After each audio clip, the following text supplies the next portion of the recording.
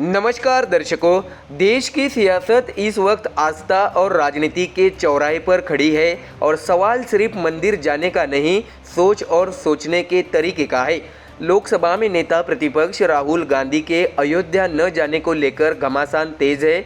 BJP हमलावर है तो कांग्रेस पलटवार कर रही है। महाराष्ट्र कांग्रेस के बड़े नेता नाना पटोले ने राहुल गांधी के बचाव में ऐसा बयान दिया है जिसने राजनीतिक बहस को नई दिशा दे दी। पटोले का कहना है कि राहुल गांधी भगवान राम के मंदिर नहीं बल्कि उनके आदर्शों के रास्ते पर चल रहे हैं।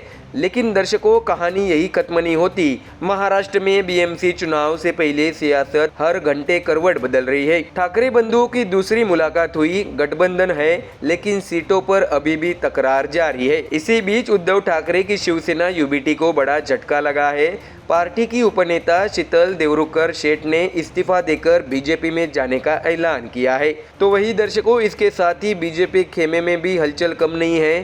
पूर्व सांसद किरीट सोमैया के बेटे नील सोमैया बीएमसी चुनावी मैदान में उतर चुके हैं और उनके नामांकन के साथ ही सियासी संदेश भी साफ साफ दिया जा रहा है। ऐसे में दर्शकों, सवाल बड़ा है, क्या राजनीति मुद्दों की होगी या प्रतीकों की? इन्हीं सवालों के जवाब तलाशेगा हमारी ये खास रिपोर्ट। दर्शकों, आपको बता दें कि देश की राजनीति इस वक्त आस्था, सियासत और सत्ता की तीन अलग अलग पटरियों पर एक साथ दौड़ती दिख रही है। एक तरफ लोकसभा में नेता प्रतिपक्ष राहुल गांधी के अयोध्या न जाने को लेकर सवाल उठ रहे हैं। दूसरी तरफ महाराष्ट्र की सियासत बीएमसी चुनाव से पहले टूट-फूट, मुलाकातों और नए समीकरणों से गर्म है। सवाल ये है कि असली राजनीति मुद्दों की है या प्रतीकों की? ऐसे में दर्शकों, सबसे पहले बात करते हैं राहुल गांधी और अयोध्या की।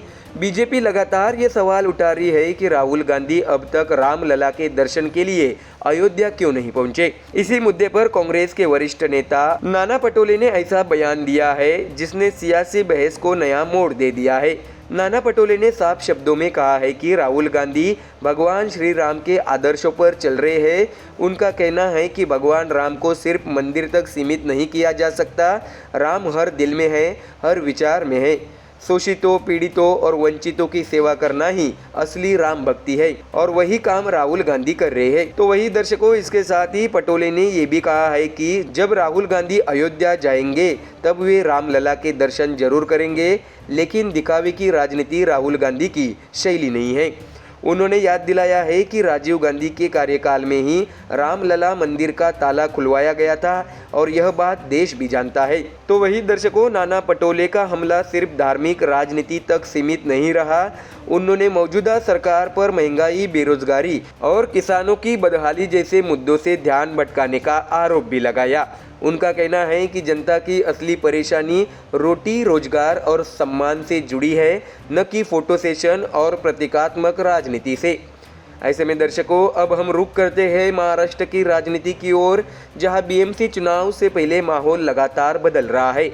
मुंबई में आज सियासत का एक अहम दृश्य देखने को मिला जब शिवसेना यूबीटी प्रमुख उद्धव ठाकरे महाराष्ट्र नवनिर्माण सेना के अध्यक्ष राज ठाकरे से मिलने उनके शिवतीर्थ आवास पहुंचे। गठबंधन और सीट बंटवारे के बाद यह दोनों भाइयों की दूसरी मुलाकात है। तस्वीरों में मुस्कान जरूर दिखी, लेकिन अंदर खाने की राजनीति अभी भी पूरी तरह सुलझी नहीं है। ऐसे में सूत्रों के मुताबिक कई वार्डों को लेकर शिवसेना यूबीटी और एमएनएस के बीच अब भी खींचतान जारी है। कल उम्मीदवारों के नाम वापस लेने की आखिरी तारीख है। ऐसे में हर घंटे बदलते समीकरण सियासी तनाव बढ़ा रहे हैं। सवाल यही है कि क्या ठाकरे बंधुओं की यह एकजुटता जमीन पर भी उतनी ही मजबूत साबित होंगी जितनी मंच पर दिख रही है। ऐसे में दर्शकों, इस बीच उद्धव ठाकरे की शिवसेना यूबीटी को बड़ा झटका भी लगा।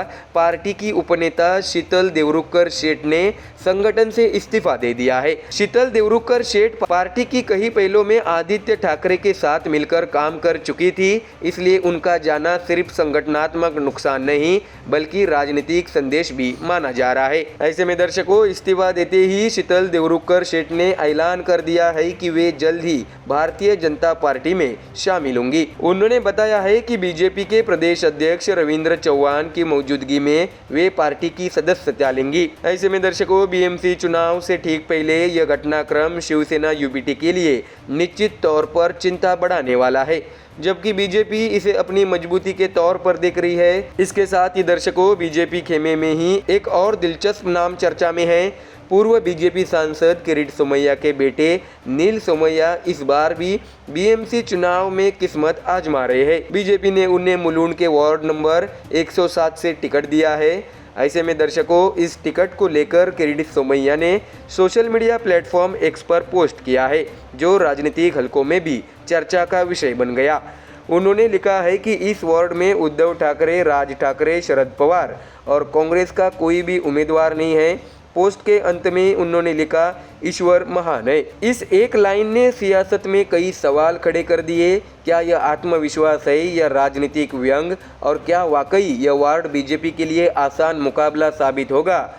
तो दर्शकों, कुल मिलाकर तस्वीर साफ है। देश की राजनीति में आस्था को लेकर बयानबाजी तेज है, जबकि महाराष्ट्र में सत्ता की जमीन पर असली लड़ाई चल रही है। एक तरफ राहुल गांधी के काम बनाम मंदिर की बहस, दूसरी तरफ बीएमसी चुनाव में गठबंधन टूट और नए चेहरे। आखिरकार फैसला जनता के हाथ में है। क्या वह दिखावे की राजनीति को चुनेगी या उन मुद्दों को जिनसे उसकी रोजमर्रा की जिंदगी जुड़ी है? तो दर्शकों, फिलहाल इस खबर में इतना ही। देश और दुनिया की बाकी और खबरें जानने के लिए जुड़े रहिए हमारे चैनल MDR न्यूज़ के साथ। धन्यवाद।